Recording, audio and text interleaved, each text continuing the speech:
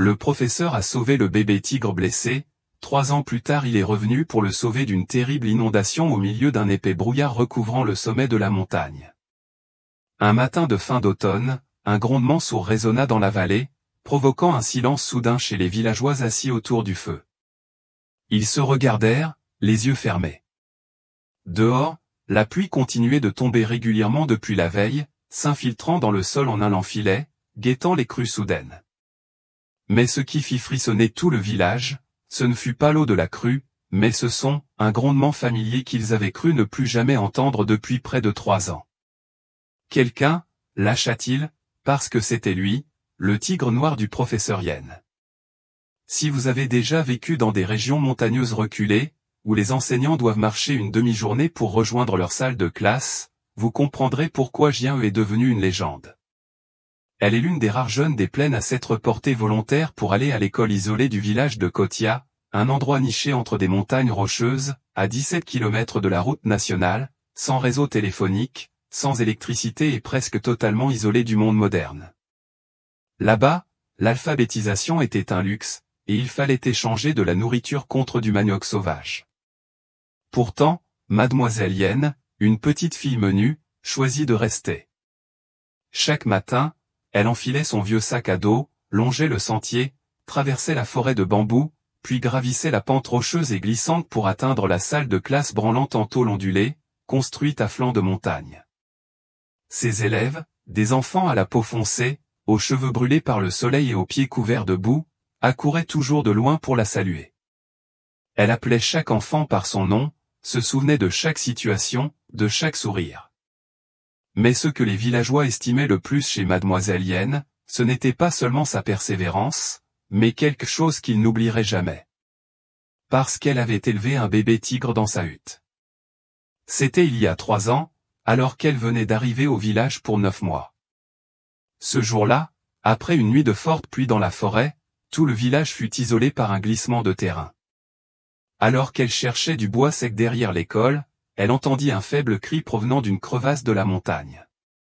Elle crut d'abord au cri d'un chat sauvage, mais en le suivant, elle fut choquée de voir un bébé tigre maigre et tremblant, la fourrure couverte de boue et de sang, gisant silencieusement parmi les feuilles pourries. Il avait une patte arrière blessée, apparemment écrasée par une chute de pierre. Personne ne savait pourquoi il était là, seul, sans mère, sans meute. Mais ce qu'elle fit ensuite surprit tous les villageois, elle ramena le tigre à la hutte. Au début, les villageois hochèrent la tête, certains la traitant de folle, d'autres menacèrent de le dénoncer aux gardes forestiers. Mais elle n'eut pas peur, c'est un orphelin comme tous les enfants de ce village, c'est tout ce qu'elle dit. Ainsi, le tigre, qu'elle baptisa plus tard Nuage Noir, resta à ses côtés, grandissant au fil des ans. D'animal faible, il devint peu à peu plus fort, ses yeux jaunes la suivant constamment comme s'il comprenait chaque mot. Il ne rugissait pas, ne se grattait pas, se blottissait simplement au pied du lit en bois pendant qu'elle préparait ses cours, ou la suivait lentement jusqu'au ruisseau chaque après-midi. Puis un jour, alors qu'il avait presque atteint sa taille, le nuage noir disparut. Personne ne savait où il était passé. Les villageois poussèrent un soupir de soulagement, car il n'y avait plus de tigre errant dans le village. L'hirondelle ne dit rien, se contentant de plier discrètement la couverture qu'elle avait étendue pour qu'elle puisse s'y coucher et de la déposer dans une boîte en bois. Dès lors, elle se retrouva seule. Et puis, 3 ans plus tard, pendant la saison des inondations, le rugissement a de nouveau retenti. Bienvenue dans un film réel, où chaque histoire est une véritable tranche de vie, d'humanité et de miracles inimaginables. Si cette histoire vous intrigue, abonnez-vous à la chaîne, aimez et partagez la vidéo pour que des histoires comme celle-ci continuent de se propager et de toucher le cœur de toujours plus de personnes.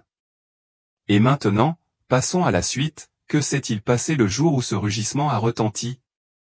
De fortes pluies ont continué pendant 3 jours, transformant toutes les routes menant au village de Kotia en rivière de boue glissante, engloutissant roues de moto et pas humains. La petite école où enseignait Madame Yen n'avait plus qu'un toit en tôle ondulée cabossée, dont un côté avait été érodé par les pierres et la terre. Elle ne pouvait ni rentrer chez elle, ni appeler à l'aide, le signal téléphonique avait disparu depuis la première nuit pluvieuse, lorsque la foudre avait frappé le sommet de la montagne derrière le village, provoquant la chute d'arbres et bloquant toutes les issues.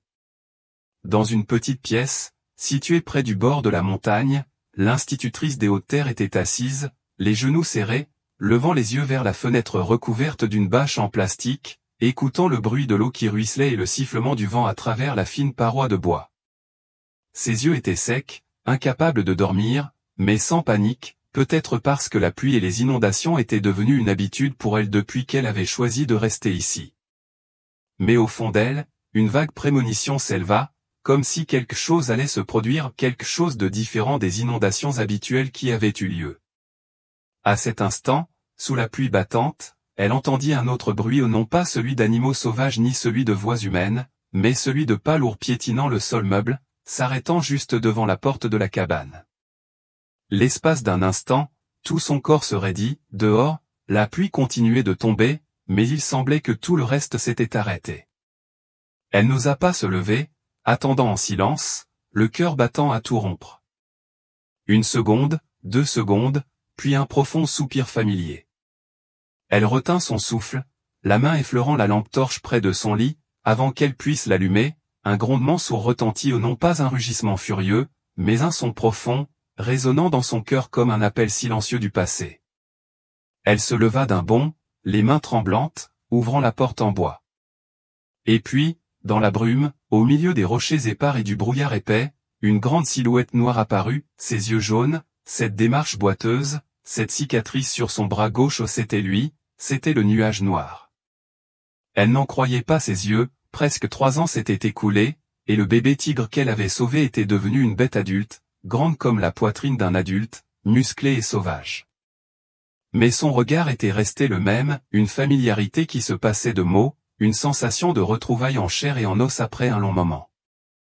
Inutile de l'appeler, inutile de se baisser, elle restait là, les lèvres légèrement tremblantes, les larmes aux yeux sans savoir pourquoi. Le nuage noir semblait tout comprendre, s'approcha lentement et s'assit devant la porte de la cabane, silencieux sous la pluie. Le lendemain matin, les habitants découvrirent que la seule route menant au village était complètement bloquée par une falaise effondrée. Mademoiselle Yen ne pouvait quitter l'école et personne ne pouvait venir à son secours. La crue montait rapidement et les eaux du ruisseau Sati emportèrent les racines d'un vieil arbre. Un villageois grimpa sur un point élevé, regarda en bas et cria, « Il y a de la fumée à l'école, Mademoiselle Yen est toujours coincée là-bas. » Mais au même moment, une autre personne était encore plus paniquée, « Il y a un tigre ici, il rôde autour de la hutte, il a l'air très féroce. » Au village, les adultes commencèrent à accueillir les enfants. Ils ignoraient qui était le tigre ni pourquoi il était apparu à ce moment précis. Un vieil homme, ancien doyen du village, dit lentement, « Je le sais, c'est le tigre orphelin que Mademoiselle Yen élevait. » Mais personne ne pouvait répondre pourquoi il était revenu à ce moment précis, alors que le village était isolé. Mais au fond d'eux, un doute commença à s'insinuer, était-ce un mauvais ou un bon présage?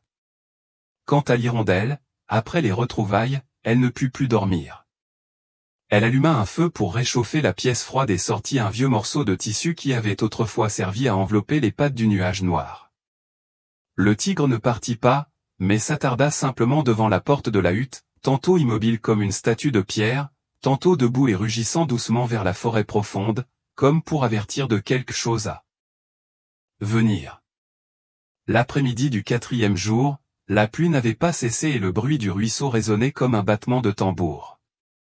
Elle franchit la porte, scrutant les arbres au loin du regard, et soudain s'arrêta, une bande d'eau rouge et boueuse dévalait la montagne, se déplaçant de plus en plus comme un bras géant rampant à la recherche d'une proie au signe d'une crue soudaine.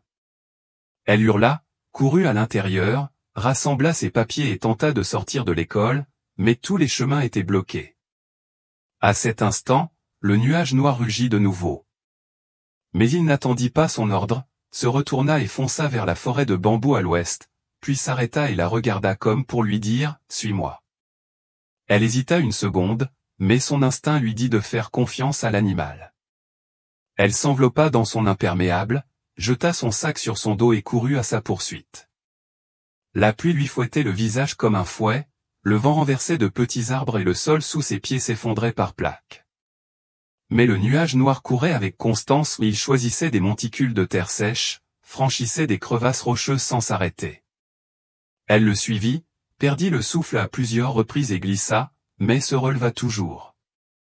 À ce moment-là, au milieu de la tempête, au milieu des montagnes et des forêts sauvages, elle réalisa soudain, elle n'avait plus peur, car ce qui la guidait n'était pas une bête féroce mais un être vivant à l'intérieur d'elle. Quelque chose qui ressemblait beaucoup à de l'amour. 2 heures après que l'inondation eut commencé à dévaler la pente menant au village, les gens aperçurent de l'autre côté du pic une petite femme tremblante sortir du bois. Une grande ombre noire, couverte de boue, la suivait. Tout le village était silencieux, quelqu'un cria « Mademoiselle Yen ». Mademoiselle Yen est vivante.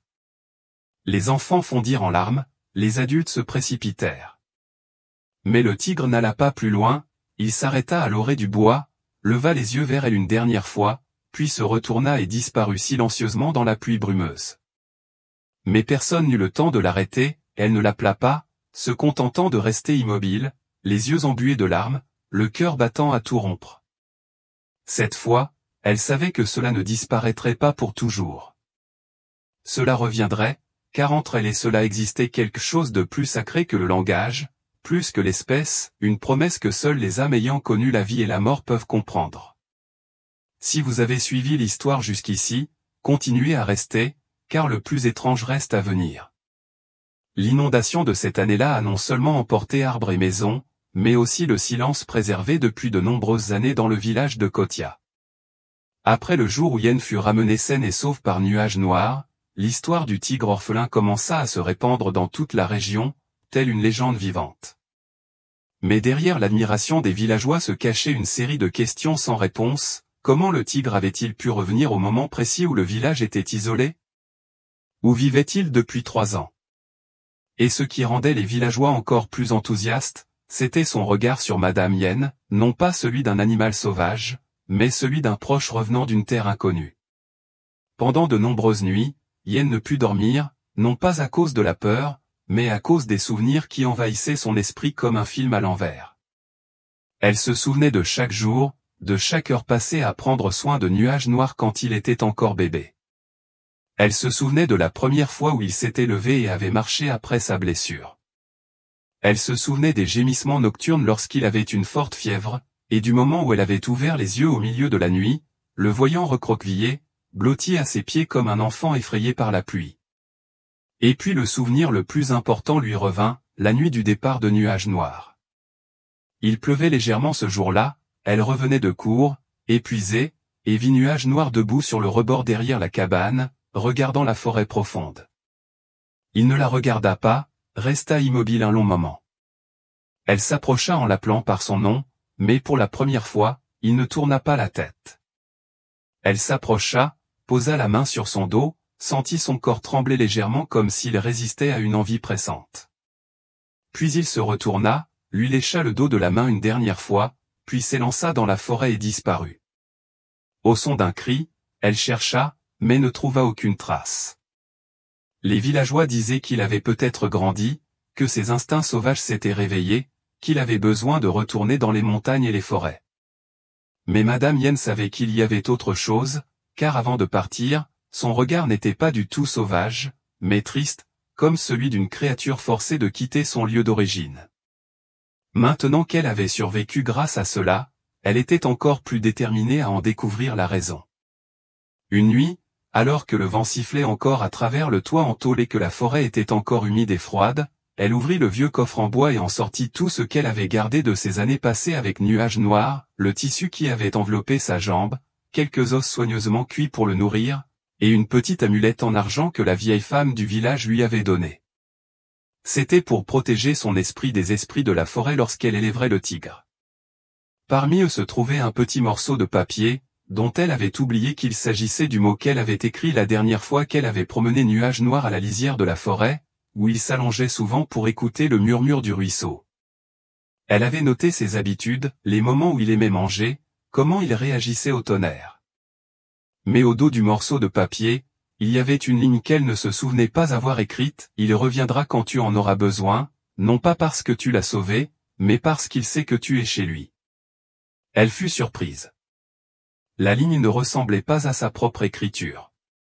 Personne d'autre qu'elle n'avait jamais conservé ce morceau de papier, mais l'encre était floue, le papier avait jauni, et il était impossible de le retracer. Elle plia le papier, soupira, mais en elle, un étrange sentiment s'éleva, la prémonition que le lien entre elle et Nuages Noirs n'était pas seulement une aide temporaire, mais quelque chose de plus ancien, de plus profond. Les jours suivants, elle commença à observer la forêt autour du village. On y trouvait de nombreuses et grandes empreintes de pas à la lisière, des traces de tigres.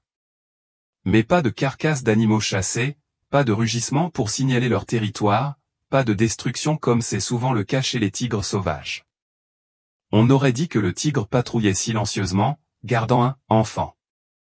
Le village raconta que quelqu'un avait aperçu une grande ombre noire, debout au sommet de la colline au crépuscule, regardant vers sa maison, mais que lorsque les adultes s'étaient précipités dehors, ils n'avaient rien vu. Un autre jour, elle alla chercher de l'eau au ruisseau et trouva un poulet sauvage mort juste devant le chemin, non mangé, juste étendu sans vie. À côté, il y avait une empreinte de tigre bien visible. Personne ne pouvait l'expliquer, mais elle comprit que c'était un cadeau. Elle savait que Nuages Noirs était revenu et qu'il la protégeait. Mais pourquoi une bête féroce reviendrait-elle? Y avait-il quelque chose dans cette forêt, dans ce village, qu'elle n'avait jamais pleinement compris? Plus elle réfléchissait, plus des souvenirs fragmentés émergeaient. La fois où la vieille dame lui avait donné un talisman, le regard perdu dans le vide, les enfants du village plaisantaient, tu es l'élu de la forêt. Ou encore, la nuit où elle avait une forte fièvre, elle rêva d'un grand pied posé à côté d'elle, mais à son réveil, il n'y avait personne. Les pièces du puzzle commencèrent à s'assembler dans son esprit, révélant quelque chose de plus grand que la vie et la mort. Cette nuit-là, elle décida d'escalader la colline derrière sa maison, l'endroit que les habitants appelaient le rocher du vieil arbre, où Nuages Noirs se reposait souvent. Le vent froid lui fouettait le visage, mais elle ne se retourna pas. Arrivée là, elle s'agenouilla, posa ses mains sur la pierre marquée de profondes griffes de tigre et ferma les yeux. À cet instant, elle entendit un souffle non pas extérieur, mais intérieur. Un battement puissant, puis une image claire lui traversa l'esprit, Nuages Noirs la regardait, son regard s'adoucissant, et derrière lui se tenait une meute d'animaux sauvages dans l'obscurité. Elle savait qu'ils n'avaient pas peur d'elle. Elle ouvrit les yeux. Son cœur battait fort, mais il n'y avait personne, juste le vent et le bruissement de la forêt. Mais elle savait que quelque chose l'attendait, un secret inhumain, lentement révélé à travers les yeux d'un animal qu'elle avait autrefois sauvé et qui la sauvait maintenant silencieusement en retour. Si c'est vrai, le retour de Nuages Noirs est-il simplement un signe de gratitude, ou un avertissement de quelque chose à venir? Alors que l'obscurité enveloppe le village, Yen est assise près de la fenêtre de la cabane, tenant l'amulette d'argent à la main, le cœur rempli de questions. Là-bas, au milieu de la brume et du bruit du vent, deux yeux dorés l'observent silencieusement depuis la forêt profonde, sans jamais la quitter. Si vous êtes encore là, préparez-vous pour la suite, car ce qui semblait être un miracle n'est que la partie émergée de l'histoire. 3 jours plus tard, la nuit où Madame Yen escalada la pierre ancienne et sentit le souffle du nuage noir dans son cœur, le temps devint soudain froid. La pluie avait cessé, mais le brouillard était toujours épais et dense, tel un rideau masquant quelque chose qui approchait. Les villageois ne comprennent toujours pas pourquoi, chaque nuit, ils entendent des bruits résonner dans la forêt profonde, des rochers dévalant les pentes, des arbres tombant, et des rugissements lointains. Certains disent que la tigresse cherche ses petits. D'autres affirment que la forêt est en colère parce que quelqu'un creuse la terre dans la vallée, au pied de la montagne. Mais tout le monde l'évite, personne n'ose s'approcher de ces terres, à l'exception d'une seule personne, Madame Yen. Elle décida de descendre là-bas au matin, avant que le brouillard ne se lève, mais elle n'en parla à personne. Elle ne portait qu'une chemise indigo, emportait une vieille lampe de poche, un carnet, une amulette en argent et la serviette qui avait réchauffé Nuages Noirs quand il était bébé. Elle ignorait ce qui la poussait, seulement que chaque nuit, dans ses rêves, elle voyait le tigre se tenir à la porte de la cabane, son regard l'avertissant puis se tournant vers la vallée, comme pour l'inviter à venir. Le sentier qui descendait la vallée était couvert de racines d'arbres, d'herbes hautes et de boue.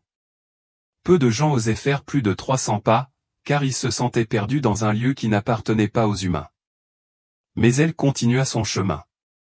Arrivée en contrebas, elle aperçut des empreintes de tigre très nettes, non pas une, mais plusieurs, la boue encore humide, indiquant qu'il venait de se déplacer. Devant elle se trouvait une grande grotte, couverte de feuilles, comme si personne n'y était jamais allé. Elle s'approcha, le cœur battant. La grotte sentait la terre humide, mais au fond, une légère odeur de sang flottait. Elle alluma sa lampe torche, la lumière tremblante illuminant la fourrure du tigre qui dépassait de la falaise, un jeune tigre, mais il ne respirait plus. Du sang suintait d'une profonde blessure au cou, ses yeux grands ouverts comme s'il était mort subitement. Elle recula, le corps glacé. Il y avait des empreintes humaines non loin. Quelqu'un était entré et avait mis la main sur le bébé tigre. C'était contraire à la loi de la jungle, personne au village n'osait poser un piège à tigre, mais des étrangers le pouvaient, des gens qui s'infiltraient dans la forêt pour profiter des carcasses d'animaux sauvages, des contrebandiers déguisés en bûcherons, armés de fusils et au regard froid. Elle se retourna vivement, mais dès qu'elle sortit de la grotte, elle entendit un rugissement sourd derrière elle.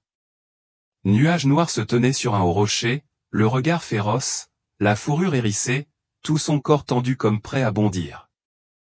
Mais en la voyant, il ralentit, s'approcha du tigre mort, laissa échapper un sifflement douloureux, baissa la tête et la regarda droit dans les yeux. À cet instant, son regard n'était plus celui d'une bête, mais celui d'un homme qui venait de perdre son propre enfant. Elle se tut, puis comprit, ce petit tigre était Nuage Noir. Les souvenirs revinrent comme une tempête. 3 ans plus tôt, Nuage Noir n'était pas parti seul. Il avait trouvé une compagne, formé une meute et eu des petits. Il avait non seulement survécu, mais aussi fondé une famille au cœur de la forêt, loin des humains. Et voilà que le petit avait été tué, non par la nature, mais par les humains. Elle trembla, se pencha et posa la main sur le tigre mort. Nuage Noir ne réagit pas, respirant bruyamment, les yeux étincelants. Elle se souvint de l'image du tigreau sortant de sa grotte, suivant avec curiosité l'odeur étrange, puis se retrouvant piégé. Personne au village n'avait tendu le piège, mais des étrangers pouvaient le faire.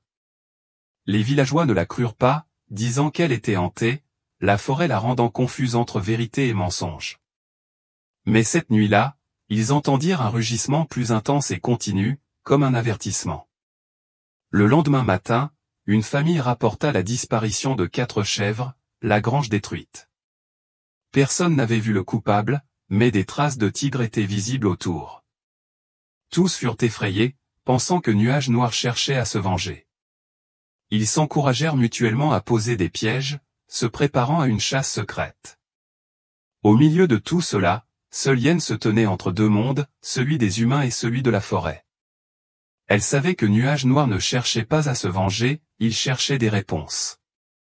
Il souffrait, perdu comme un père ayant perdu son enfant, en quête de justice dans un monde qui ne l'écoutait pas. Cette nuit-là, elle décida de retourner seule à la grotte. Elle tenait dans ses mains la serviette qui avait réchauffé Nuage Noir, son carnet, sa lampe torche et son amulette d'argent. Elle n'était pas venue pour accomplir une cérémonie ni invoquer l'esprit, mais pour enterrer le bébé tigre car si personne d'autre dans la forêt ne le faisait, elle le ferait. Alors qu'elle se penchait pour creuser un trou, Nuage Noir sortit de l'obscurité, l'observant en silence. Elle ne pleura pas, déposa délicatement le petit corps, l'enveloppa dans une serviette, le recouvrit de terre et joignit les mains. Nuage Noir rugit, réduisant au silence toute la forêt, un rugissement de douleur, de perte, mais aussi de délivrance. Il ne se précipita pas dans le village, ne se vengea pas, mais battit en retraite et disparut. Le lendemain, les gens ne voyaient plus les empreintes de tigre. Les enfants racontèrent qu'une étrange lumière verte éclairait le sommet du rocher ancien la nuit dernière. Comme si quelqu'un avait allumé une torche, Yen ne dit rien. Elle savait seulement que cette nuit-là, dans son sommeil, elle rêvait de Nuages Noirs allongés sur les marches lisses, les yeux fermés, et du petit tigre couché à côté d'elle, paisible. Pour la première fois depuis des mois, elle pleura non pas par peur, mais parce qu'elle savait qu'elle n'était plus seule. Il existait un autre monde dans la forêt, où la douleur était partagée comme celle des humains, où les esprits animaux savaient aussi aimer, regretter et faire des promesses. si vous avez touché cette émotion, passons à la partie suivante, où tous les conflits sont résolus et les gens doivent affronter leurs propres ténèbres. Après la nuit où elle avait enterré le petit tigre dans la vallée, un étrange vide s'était installé dans l'esprit de Yen. Ce n'était pas une perte directe comme lors du décès de ses parents, ou lorsque ses chers élèves avaient dû abandonner l'école les uns après les autres à cause de la faim, mais un profond sentiment de perte, celui d'avoir vu quelque chose de sacré être piétiné par des humains ignorants. Le lendemain matin, aux premières lueurs du soleil, elle sortit sur le porche et contempla silencieusement la forêt, où les rugissements avaient autrefois résonné, mais où régnait désormais le silence. Personne ne voyait le nuage noir, pas d'empreinte, pas de rugissement, c'était comme s'il avait disparu avec l'esprit de la montagne. Mais au fond d'elle, ce n'était pas fini. Elle savait que le tigre n'était pas parti par ressentiment, mais simplement pour éviter une confrontation qui n'aurait jamais dû avoir lieu entre les humains et la nature. Ce qui la troublait le plus était la question, qui avait tué le petit tigre, et pourquoi quelqu'un oserait-il mettre les pieds dans un lieu aussi sacré? Elle décida d'aller au fond des choses, en commençant par interroger les personnes qui avaient récemment quitté le village. Un jour de marcher dans le village au pied de la montagne, elle entendit deux hommes étranges discuter, « Tiens, la marchandise est endommagée » et « Tiens, la personne au-dessus n'a pas pu livrer à temps ». Leurs paroles étaient vagues, mais leurs regards et leur voix étaient chargés de sous-entendus. L'un d'eux mentionna même, « Tiens, la grotte du village de Kotia, où il y a de grandes marques de tigres mâles. » Son cœur se serra. Elle les a suivis discrètement, sans révéler son identité, en discutant avec un vendeur de tabac qui les avait contactés. Elle a retrouvé le nom de Tai, un ancien garde forestier licencié pour suspicion de trafic d'espèces sauvages. Il connaissait le terrain, les sentiers de la jungle et entretenait des relations douteuses avec des personnes spécialisées dans l'achat de parties d'animaux. Elle tremblait de colère, mais elle savait qu'elle ne pourrait pas tenir tête seule à quelqu'un comme lui. À son retour au village, quelqu'un lui raconta avoir vu un homme étrange rôder autour du ruisseau Sati depuis plusieurs nuits, et plus étrange encore, la nuit dernière, il y avait des traces de fouilles sous le grand arbre, là où se trouvait le piège qu'elle avait découvert plus tôt. Elle a discrètement rassemblé toutes les preuves, pris des photos pour noter l'heure, puis rédigé un rapport. Mais lorsqu'elle l'a soumis au poste de garde forestier de la commune, il a été rejeté. Un agent lui a murmuré, « Vous n'avez aucune preuve solide que la personne que vous accusez ait eu des liens avec vous cette nuit-là. » Elle est partie, le cœur brûlant. Mais cette nuit-là, alors qu'elle était assise dans la cabane, nuage noir apparut sans crier gare, juste ses yeux dorés qui l'observaient silencieusement depuis la lisière de la forêt, puis se détournaient comme pour l'inviter à la suivre. Sans hésiter, elle prit son manteau et sa lampe torche et le suivit comme une somnambule. Cette fois, le tigre la guida sur un sentier qu'elle n'avait pas remarqué auparavant. Après avoir marché un moment à travers les buissons, elle arriva à une falaise abruptée. Là, sous un rocher escarpé, se trouvait une tente de fortune en toile argentée. Nuage noir se tenait là, les yeux fixés sur la tente. Elle retint son souffle, s'approcha et souleva la toile. À l'intérieur se trouvait un sac à dos contenant des couteaux, du fil de fer et, surtout, une peau de tigre ensanglantée enveloppée dans un sac plastique. Paniquée, elle se retourna, elle avait des preuves. Cette nuit-là, elle dévala la montagne en courant, essayant d'appeler un numéro depuis la maison du chef du village, le seul endroit où le signal était faible. Après plusieurs tentatives infructueuses, elle parvint enfin à joindre une organisation de protection de la faune sauvage opérant dans la province. Ils promirent de se coordonner avec les gardes forestiers pour vérifier. Mais elle savait que le temps pressait, la personne pouvait revenir à tout moment. Tôt le lendemain matin, les habitants du village de Kotia furent choqués de découvrir que la hutte de Madame Yen avait été vandalisée, des livres et des effets personnels jonchaient les murs en bois. Quelqu'un avait griffonné au fusain, « Ne vous mêlez pas de ceux qui ne vous regardent pas, les enfants pleurent, les adultes sont perdus. » Mais Madame Yen ne pleura pas. Elle se tenait au milieu de la pièce en ruine, les yeux secs. Puis elle se pencha, ramassa le carnet déchiré, tourna la page suivante, il y avait une photo en gros plan du bébé tigre près du piège, preuve irréfutable. Elle pinça les lèvres, sortit sur le porche, regarda vers la forêt et, comme par magie, rugit non pas une, mais 3 fois, comme un juron. Au début, les villageois n'eurent pas peur, ils restèrent silencieux et se rassemblèrent peu à peu devant sa maison. Un vieil homme prit la parole, « Attendez-la, si vous servez la forêt, elle ne vous abandonnera pas. » Un autre murmura, « Attendez, se pourrait-il que le tigre soit l'esprit gardien de la montagne ?» Cet après-midi-là, une équipe de gardes forestiers et une association de protection des animaux arrivèrent au village. Yen ouvrait la marche et, à leur grande surprise, lorsqu'ils atteignirent la cabane en toile argentée perchée sur la falaise, tout était encore intact, sac à dos, peau de tigre et même des empreintes de chaussures fraîches sur le sol humide. Mais ce qui fit frissonner le groupe, ce furent les empreintes de tigre bien visibles autour de la cabane, comme si quelqu'un avait monté la garde toute la nuit. Mademoiselle Yen baissa la tête et déposa l'amulette d'argent sur un rocher voisin en murmurant « Merci ». Le lendemain, la nouvelle se répandit, le trappeur fut arrêté alors qu'il quittait la province avec un colis suspect. Dans ses bagages, outre les animaux, se trouvaient des GPS et des cartes indiquant les tanières des tigres. Il ne pouvait nier son crime.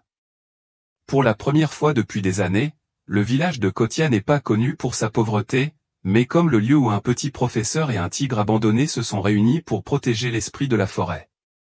Cette nuit-là, Yen était assise près du feu devant la hutte, les yeux rivés sur le ciel scintillant d'étoiles. Il n'y avait plus de rugissement, plus de pas, mais dans le vent, elle entendait un souffle long et lent, tel un battement de cœur. La forêt était toujours vivante, la protégeant toujours en silence. Et elle comprit que ce voyage n'était pas terminé, car tant que le cœur des gens serait encore touché par la douleur de tous les êtres vivants, il y aurait toujours de l'espoir. Le ciel s'est progressivement éclairci après une longue nuit sans aucun rugissement, plus de forte pluie dans la forêt, seulement le chant des oiseaux résonnant dans la vallée, comme si la forêt respirait un souffle nouveau, plus paisible. Dans la petite cabane construite à côté de l'école isolée, Madame Yen était assise seule, les yeux rivés sur le ciel brumeux par la fenêtre.